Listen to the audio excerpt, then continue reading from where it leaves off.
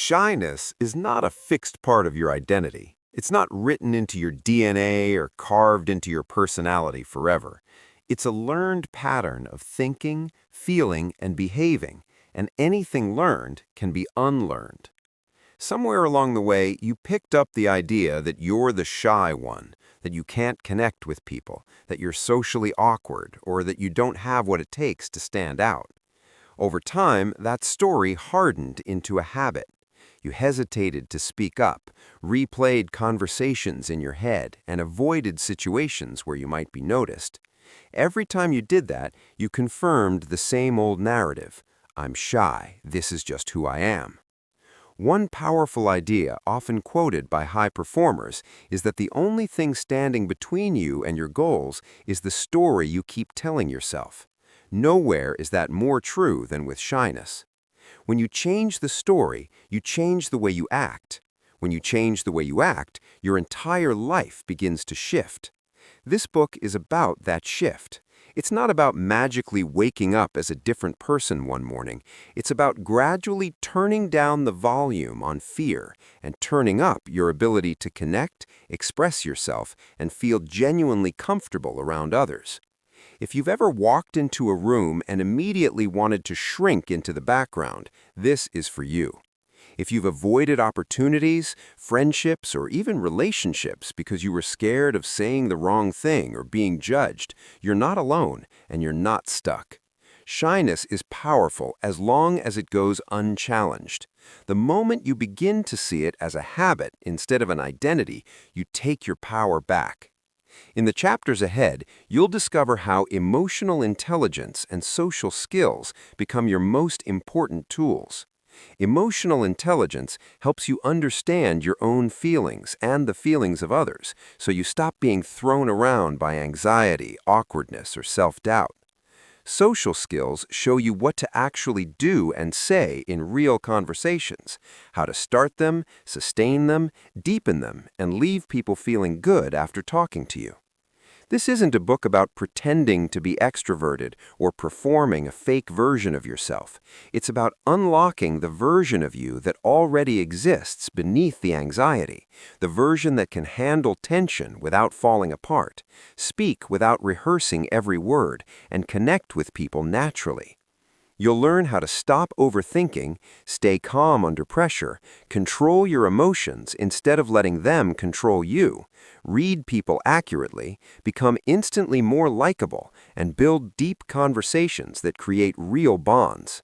The techniques are simple, practical, and usable right away in your daily life. One small shift at a time, you'll stop practicing shyness and start practicing confidence. The person you want to become isn't far away. You simply haven't had the right tools and perspectives until now. Shyness often feels like a permanent label. I'm just shy. That's who I am. But what if it's not? What if shyness is simply a pattern you've repeated so many times that it now feels automatic? Think about how habits work. If someone drinks coffee every morning at 8 a.m., their body begins to expect it. If they drive the same route home every day, they eventually do it on autopilot. Shyness works the same way. At some point, you learned to hesitate before speaking, to obsess over how you came across, and to retreat from social situations that felt risky. Each time you avoided speaking up, your brain quietly logged that avoidance as safe and correct. It rewarded you with short-term relief, no risk, no embarrassment. The problem is that over time, those safe choices built a rigid habit. You trained yourself to freeze, withdraw, or stay invisible whenever all eyes might be on you. That's why shyness feels so real. You've rehearsed it for years. The encouraging truth is that any habit created by repetition can be weakened and replaced through new repetition. Avoidance makes shyness stronger. Small, repeated acts of courage make it weaker. Most people believe confidence is something you either have or don't, as if some lucky few are born socially gifted while others are doomed to be shy forever. That belief is a trap. Confidence is not a personality trait, it's a skill set, and like any skill, it's built by doing, not by waiting. A huge mistake shy people make is waiting to feel ready before they act. But readiness doesn't come first, Action does. When you speak up even though your heart is racing, start a brief conversation even though your mind is full of doubts, or share an opinion in a group even when your voice shakes, you are rewiring your brain's default response. At first, it feels unnatural and uncomfortable, like exercising a long neglected muscle. You may stumble over words, second-guess yourself, and feel exposed. That's okay. Your goal isn't perfection, it's practice. Start by noticing your patterns. When do you usually go quiet? Meeting new people, group discussions, small talk with strangers? Then deliberately introduce tiny changes. Hold eye contact a little longer. Say hi first. Ask one simple question. Add one comment in a group discussion. Each small action contradicts the old story, I can't handle this. Over time, the story changes to, I can handle more than I thought. Shyness stops looking like your identity and starts looking like what it really is, a habit you've been practicing and one you're now actively unlearning. Emotional intelligence is the ability to understand and manage your own emotions, and to recognize and respond wisely to the emotions of others. It's not about being emotional or sensitive in a negative sense, it's about being emotionally skilled. Many people imagine that success in life is all about IQ, facts, logic, and problem solving. Yet in most real-world situations, it's emotional intelligence that shapes your results. It determines how well you handle rejection, how you react under stress, how you communicate during conflict, and how deeply you connect with others. Without emotional intelligence, you're at the mercy of every feeling that passes through you. You feel hurt and shut down, angry and lash out, anxious and avoid. You react instead of responding. Emotional intelligence creates a pause between what you feel and what you do. It allows you to notice, I'm getting defensive right now, instead of instantly snapping back. It lets you see, I'm anxious, but I don't have to run from this situation. This doesn't mean ignoring or suppressing emotions. In fact, emotionally intelligent people are very aware of what they feel. The difference is that they treat emotions as information rather than commands. Anger tells them a boundary might be crossed. Anxiety tells them something feels uncertain. Sadness tells them they've lost something important. They listen to these signals, but then choose their behavior from a place of clarity rather than impulse. Your emotional patterns didn't appear out of nowhere. They were shaped by your early environment. If you grew up in a place where no one talked about feelings, you may have learned to bottle everything up and appear fine even when you're not. If you were surrounded by yelling, drama, or emotional chaos, you might see emotions as dangerous or overwhelming. Those old patterns quietly follow you into adult life, influencing how you react when someone criticizes you, disagrees with you, or doesn't give you the response you hoped for. Building emotional intelligence begins with self-awareness, noticing what you feel and why. When you're triggered, ask yourself, what exactly am I feeling right now? Where is this coming from? That awareness alone reduces the intensity. The next skill is self-regulation, choosing how you act while you're emotional. Instead of firing off a defensive message, you pause. Instead of ghosting someone because you're anxious, you communicate honestly. Emotional intelligence also includes empathy, tuning into others' feelings and perspectives. People who lack empathy think only from their own viewpoint. Why are they overreacting? Someone with empathy asks, what might they be experiencing that I'm not seeing? Add social awareness, reading tone, body language, the mood of a room, and clear communication, and you have a powerful set of tools. These tools help you handle criticism without crumbling, resolve conflicts without burning bridges, stay motivated when you don't feel like it, and manage stress so it doesn't run your life. The best part is that emotional intelligence, like any skill, grows with practice. Every time you pause, reflect, and respond intentionally instead of automatically, you're strengthening it and massively increasing your social confidence. Many people confuse confidence with being loud, flashy, or always in the spotlight. They assume the most confident person in the room is the one talking the most, making the most jokes, or grabbing everyone's attention. In reality, that behavior often comes from insecurity, not confidence.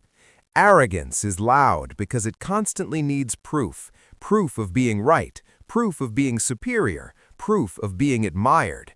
Real confidence doesn't need that. True confidence is quiet, steady, and controlled. It shows up in the way someone listens fully without needing to dominate the conversation, in the way they say no without guilt, in the way they express their opinion calmly without attacking others or begging for approval. Confident people aren't trying to convince everyone that they're important. They already know they have value. That's why they don't panic when someone disagrees with them, doesn't like them, or criticizes them. They can learn from feedback without collapsing and brush off unhelpful comments without obsessing. They don't rush to explain themselves or over-justify every choice. They make decisions aligned with their values and accept that not everyone will understand or approve. Confidence isn't something you're born with or without. It's something you develop by repeatedly facing situations that scare you a little and proving to yourself that you can handle them. You will never think your way into confidence by sitting alone analyzing your flaws. Confidence grows from action. The first time you speak up in a meeting, your heart may pound and your voice might shake. The first time you initiate a conversation with someone you admire, you'll probably feel awkward. That's normal. Confident people feel fear and uncertainty too. The difference is that they don't wait for those feelings to disappear before acting. They move forward with the fear still there, and in doing so, they teach themselves, I can be afraid and still function. Over time, this repeated practice builds an inner stability. You become someone who can stay calm when things go wrong, who doesn't instantly react when emotions run high, and who doesn't crumble just because a situation is uncomfortable. Your body language becomes steadier, relaxed shoulders, grounded posture, calm eye contact, not because you're faking it, but because you're increasingly at ease with yourself. Preparation helps too. The more you know a subject, the more often you've practiced a skill, the easier it is to feel composed. But the deepest layer of confidence comes from how you see yourself. If your worth depends on being perfect, impressive, or universally liked, your confidence will always be fragile. When your worth is based on self-respect, on showing up, trying, and learning, you remain steady even when you fail or look foolish. That's what controlled confidence really is, not the absence of nerves, but the presence of self-trust.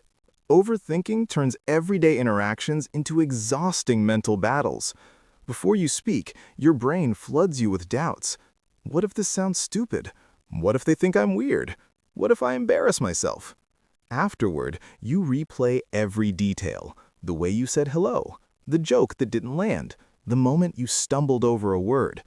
You magnify small, ordinary moments until they feel like proof that something is wrong with you. At the root of this overthinking is the fear of judgment. You imagine that others are analyzing your every move as harshly as you analyze yourself. But most of the time, they're not. Other people are usually busy thinking about themselves, their appearance, their worries, their own awkward moments. The joke you're still cringing about? They probably forgot it in 10 seconds. The slight pause in conversation you experienced as a disaster? For them, it was just a normal gap. Overthinking doesn't protect you from embarrassment, it just keeps you trapped in anxiety. The more attention you give to hypothetical problems, the less attention you can give to the actual person in front of you. To break the habit of overthinking, you need to pull your focus out of your head and into the present moment. That starts with deliberately paying attention to the other person, their words, tone, and expressions.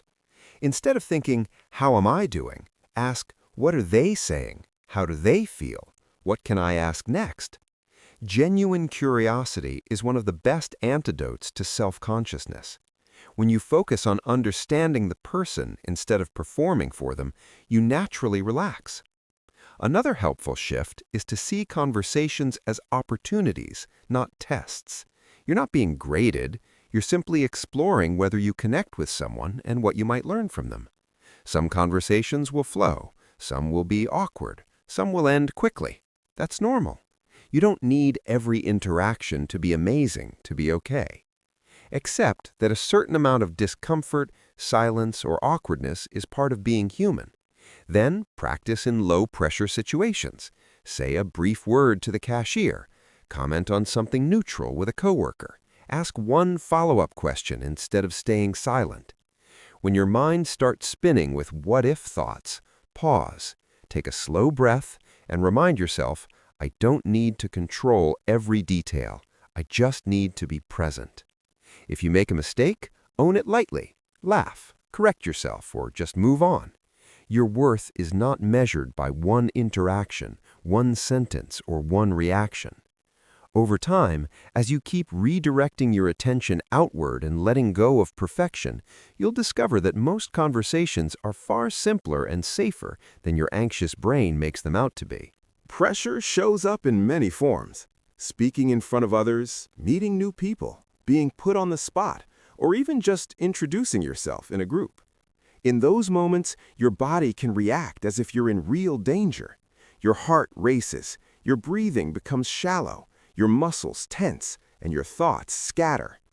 It feels like everything is happening too fast, and your only options are to freeze, flee, or rush through it as quickly as possible. Yet pressure itself isn't the enemy. It's a signal that something matters to you. The goal isn't to eliminate pressure from your life, but to learn how to function well inside it. Everyone, even the most confident-looking person, feels pressure in certain situations. The difference is that some people let it overwhelm them, while others learn how to work with it. A powerful first step is to control your breathing. When you're anxious, your body shifts into fight or flight mode, and your breath becomes quick and shallow. By deliberately slowing down and deepening your breath, you send a signal to your nervous system. I'm safe. I can handle this. Try inhaling slowly through your nose, holding for a moment, and exhaling longer than you inhaled. This simple technique calms your body, clears your mind, and buys you a few seconds to think before you speak or respond. Beyond breathing, your mindset about pressure matters enormously. If you treat every high-stakes moment as a pass-fail test of your worth, you'll naturally feel overwhelmed. But if you see it as a challenge, a chance to stretch your abilities, you shift from fear to focus. Athletes, performers, and leaders often use visualization. They imagine themselves staying calm, speaking clearly, and handling surprises with ease. You can do the same before a social event, a meeting, or any situation that worries you. Picture yourself entering the room, greeting someone, making eye contact, and responding calmly even if your heart is still beating fast. Expect some nerves, but also imagine yourself moving through the moment anyway. In the actual situation, avoid spiraling into what-if scenarios. What if I blank? What if they judge me? Keep bringing your attention back to what you can control right now. Your breathing, your posture, your tone of voice, and the words you choose next. Remember that taking a brief pause is not a failure, it's a sign of composure. You're allowed to stop, collect your thoughts, and then continue. Outside these intense moments, build your resilience by taking care of your body and mind. Sleep, nutrition, movement, and moments of quiet all make it easier to stay steady under stress. The more often you expose yourself to manageable pressure and practice staying grounded, the more you'll discover that you don't break, you adapt. And each time you handle pressure well, even imperfectly, you prove to yourself that you're stronger than your fear. A key mindset shift is recognizing that you are not your emotions.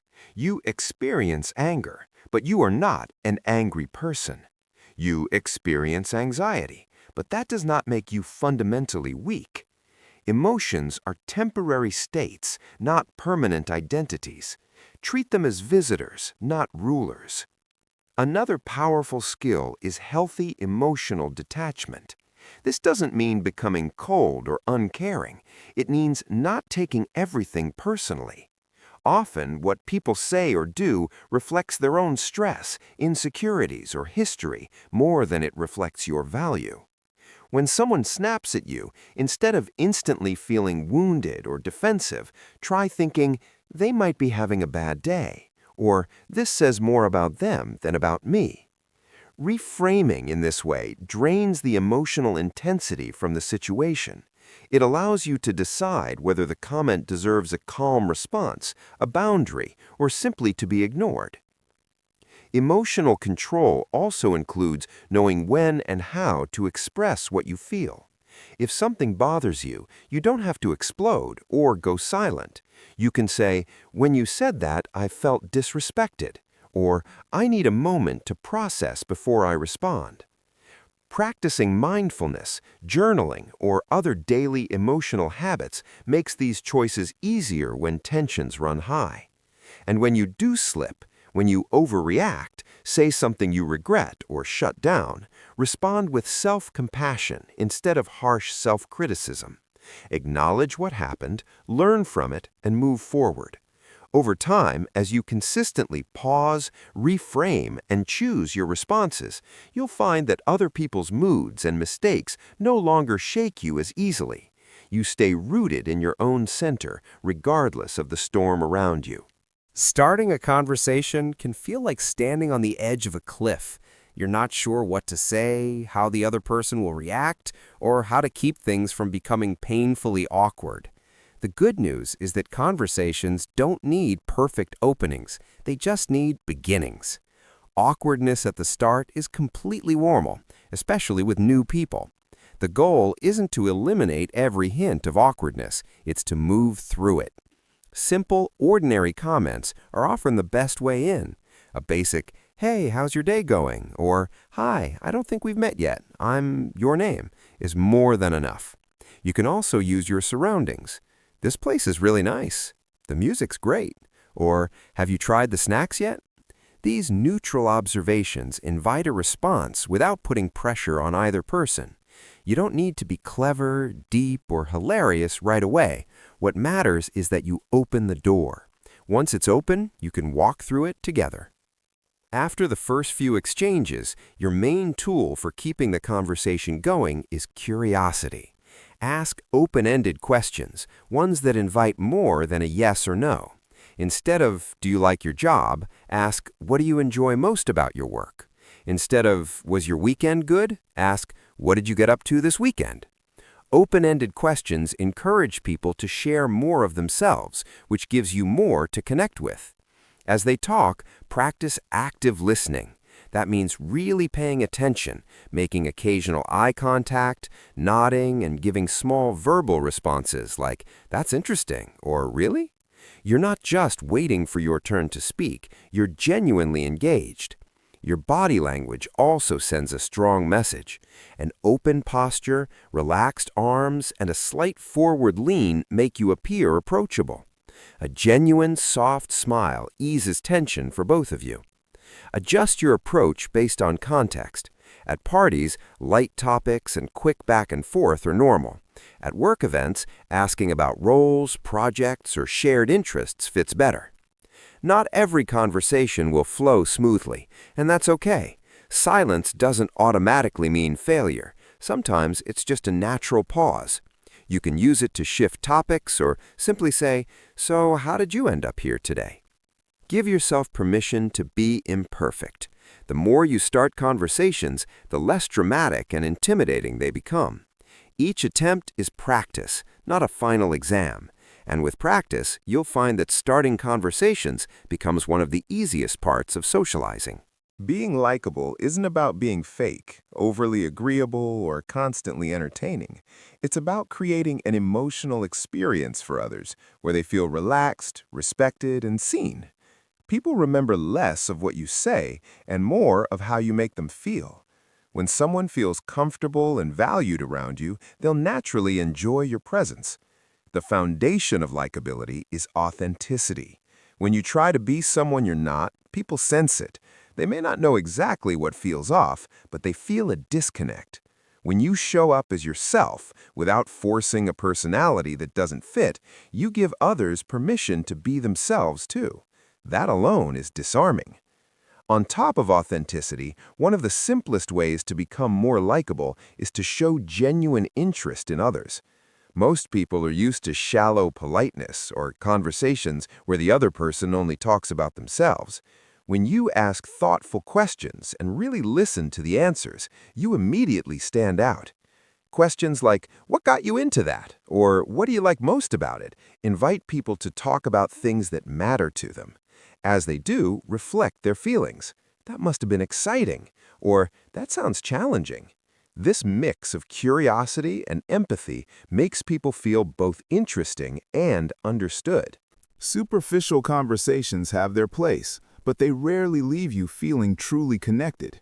Deep conversations are different. They're the ones you remember, the talks that leave you feeling understood, inspired, or closer to someone. They don't always involve heavy topics. What makes them deep is the level of honesty, curiosity, and emotional openness involved. To create deep conversations, start by being fully present. Put your phone away, stop scanning the room, and really focus on the person in front of you. When you're half distracted, people sense it and naturally stay on the surface. Deep connection starts with attention. As the conversation unfolds, pay close attention to things that seem meaningful to them. What excites them, frustrates them, or matters to them? When they mention something that seems important, don't gloss over it. Ask a follow-up question, such as, "What was that like for you?" or "How did that change things for you?" This signals that you're not just listening to facts, you care about their experience. Deep conversations also require a willingness to be vulnerable yourself.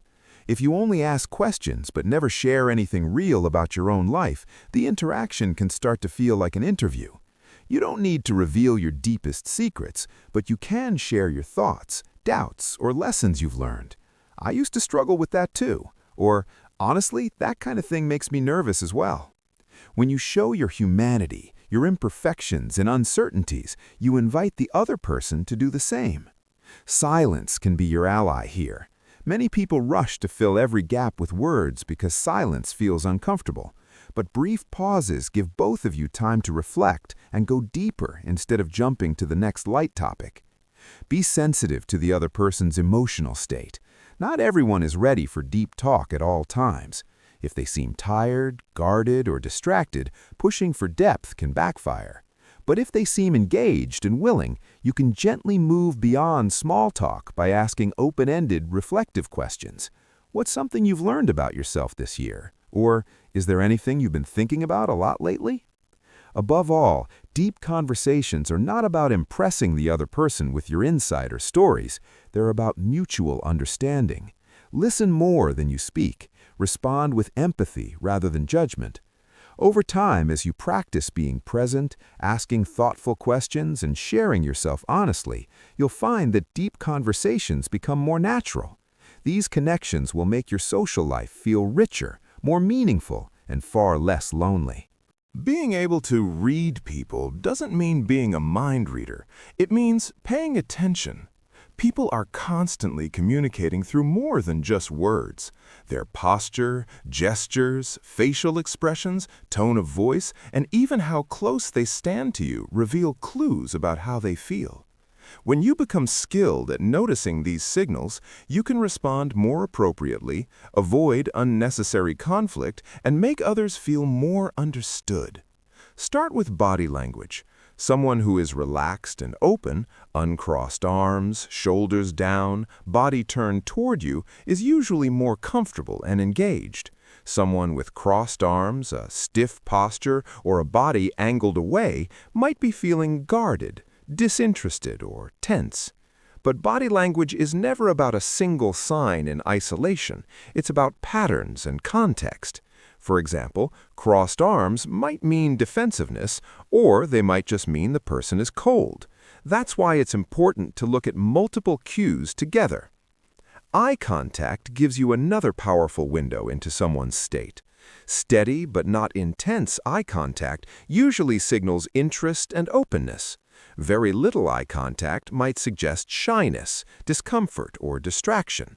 Constantly darting eyes could mean anxiety or boredom. Again, context matters. Some cultures and individuals use less eye contact naturally. Tone of voice and speaking pace also reveal a lot. A fast, high-pitched voice can indicate excitement or nervousness. A flat, monotone voice might reflect tiredness, sadness, or disinterest. Notice changes. If someone suddenly starts speaking more quickly or quietly when a topic comes up, it might be emotionally charged for them. Facial expressions are rich with information. A genuine smile reaches the eyes. A forced one often doesn't. Furrowed brows might show confusion or concern. Tight lips can signal tension or disapproval. As you observe, don't jump to conclusions. Instead, use what you notice as a cue to respond with more sensitivity. If someone seems uncomfortable, you might soften your tone, change the subject, or give them space to speak. Listening is only the first layer. How you respond also matters. Reflect back what they've said in your own words.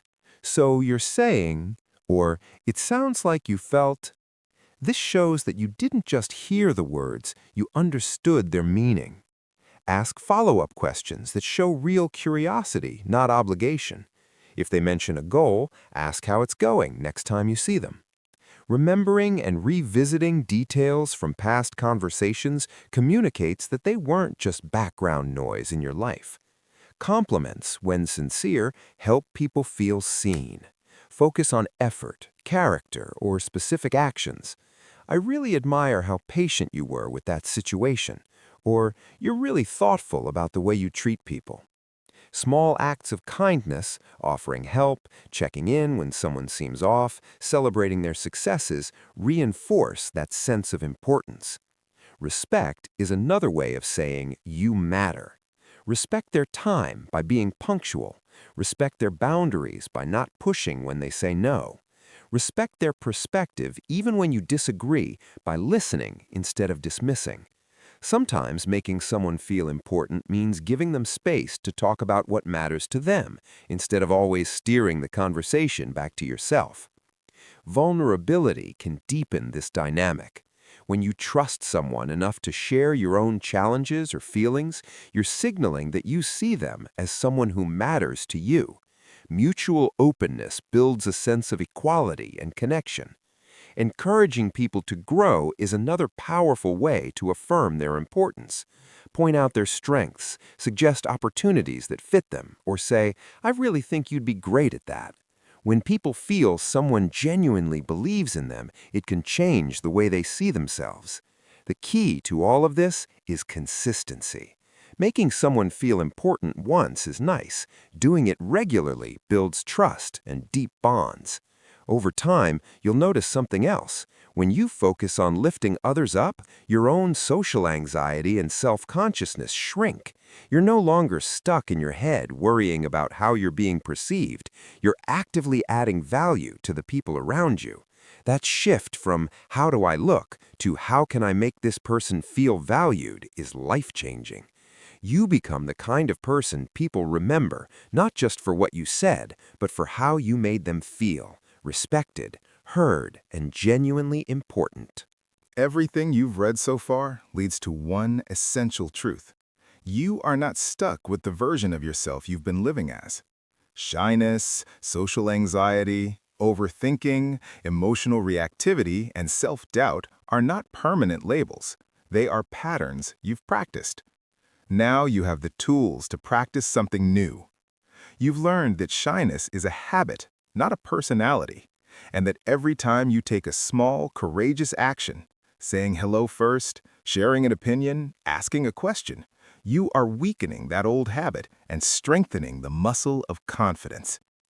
You've seen how emotional intelligence allows you to understand and manage your feelings instead of being ruled by them, and how empathy and awareness make you powerful in social situations because you can read and respond to others with sensitivity. You understand now that real confidence isn't loud or showy. It's controlled, calm, and grounded in self-respect rather than approval from others. You know that overthinking doesn't protect you, it just drains you, and that the antidote is presence, focusing on the moment, the person in front of you, and the connection, instead of the imaginary judgment in your head. You've discovered how to stay cool under pressure by using your breath, your mindset, and your focus to turn fear into clarity. You've learned to pause before reacting, to detach from other people's moods and comments, and to choose your responses from strength instead of impulse. You now know how to start conversations without needing the perfect line, how to keep them going with curiosity and active listening, and how to move beyond small talk into deep, meaningful exchanges that create real bonds. You understand the small behaviors that make you instantly more likable: authenticity, genuine interest, sincere compliments, empathy, positivity, and respect for boundaries. You've seen how reading subtle cues, body language, tone, expression, lets you navigate social situations with far less confusion and far more confidence.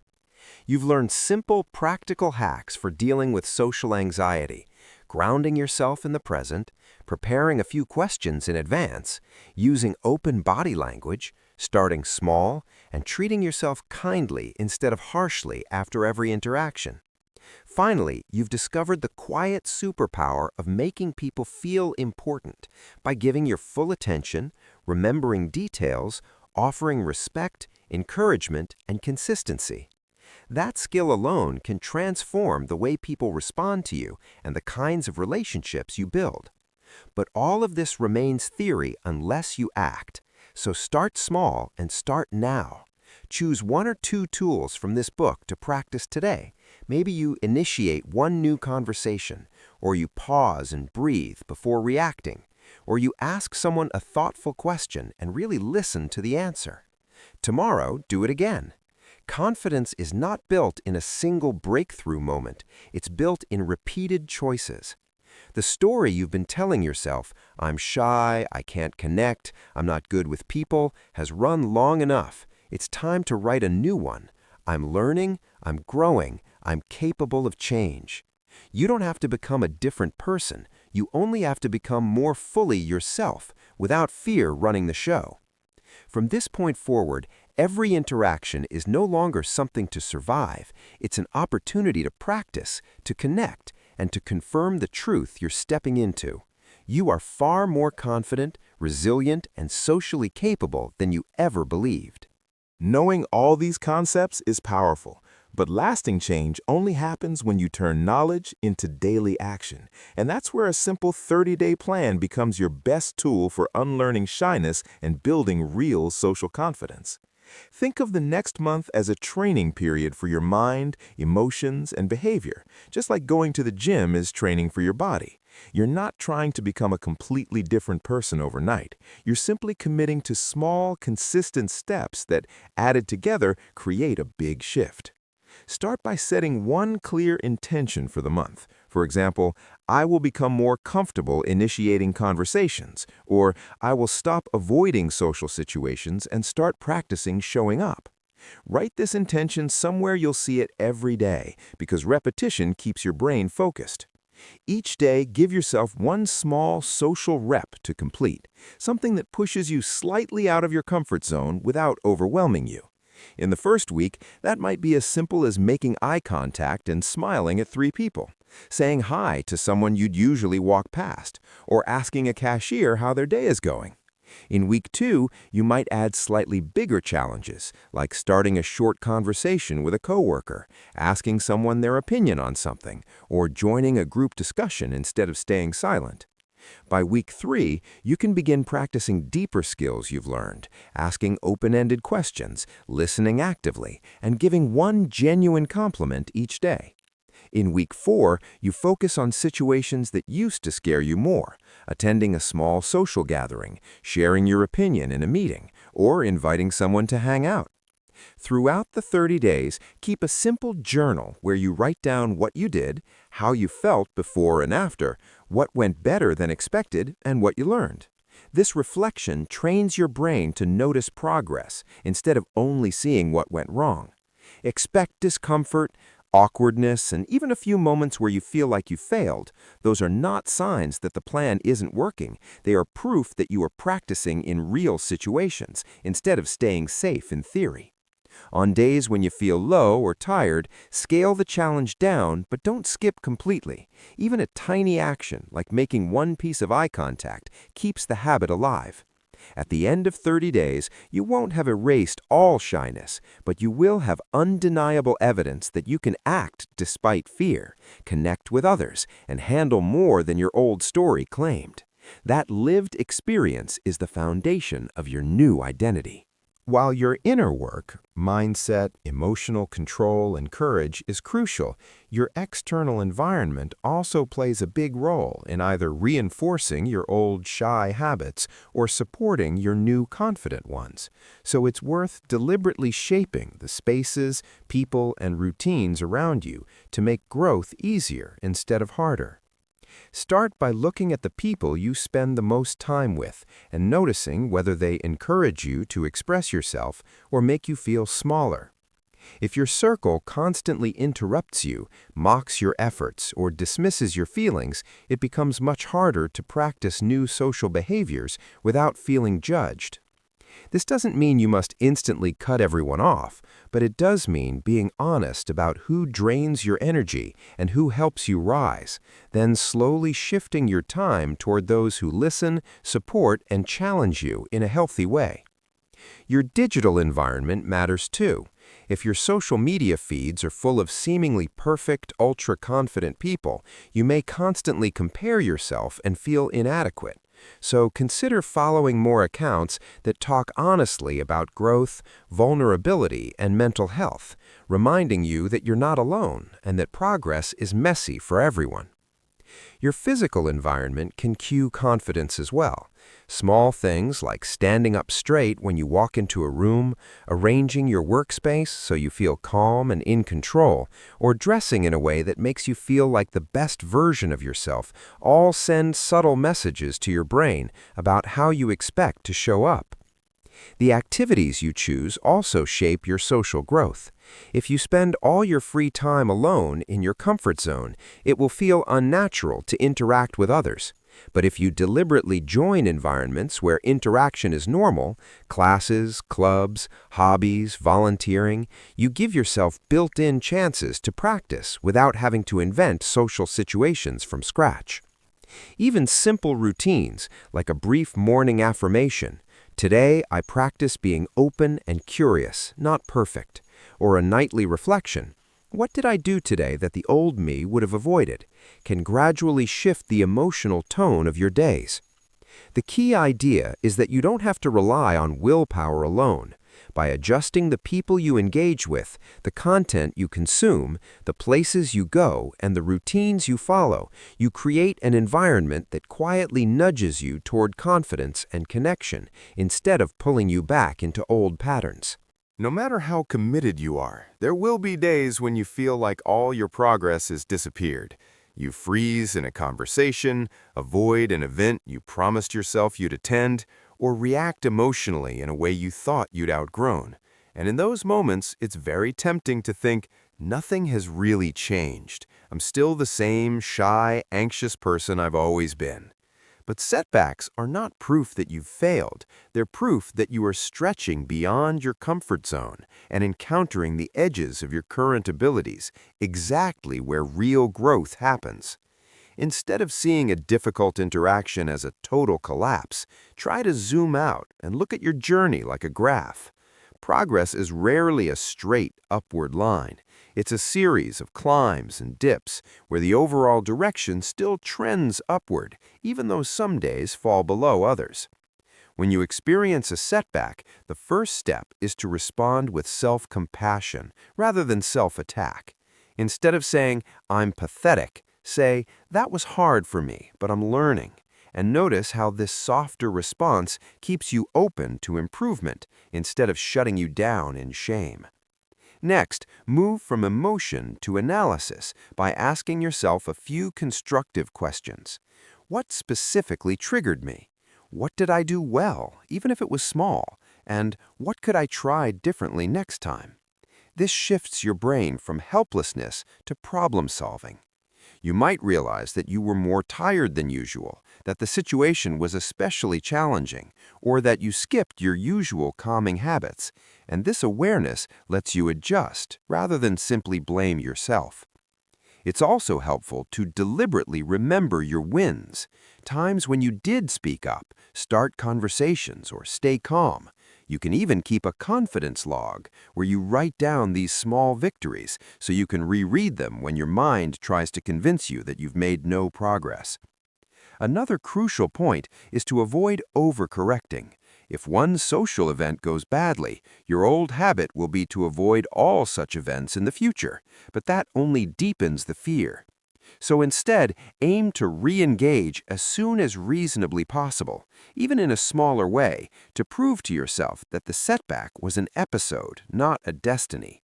Over time, you'll see that what once would have derailed you for weeks now only affects you for a day or an hour. That shrinking recovery time is one of the clearest signs that you're truly changing. As you practice these skills, take daily actions, adjust your environment, and learn to bounce back from setbacks. Something subtle but profound begins to shift. The way you see yourself at the deepest level.